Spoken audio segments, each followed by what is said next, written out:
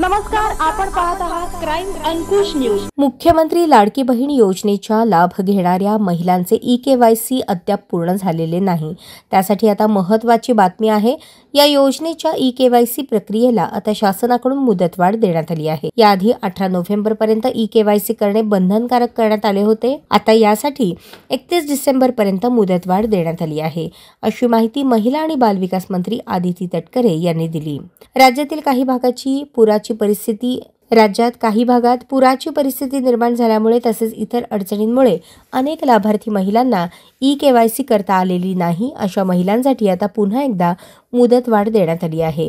सध्या राज्यात 2,35,00,000 महिला लाभ घेत आहेत। यातील 1,03,00,000 महिलांनी ई-केवायसी केली असल्याचे समोर आले आहे। तर दुसरीकडे लाडकी बहीण योजनेतील ई-केवायसीसाठी मुदतवाढ देण्याची मागणी केली जात होती, त्यामुळे सरकारकडून ही मुदतवाढ देण्यात आली आहे। या न्यूज चॅनलला लाईक करा, शेअर करा आणि सबस्क्राइब करा।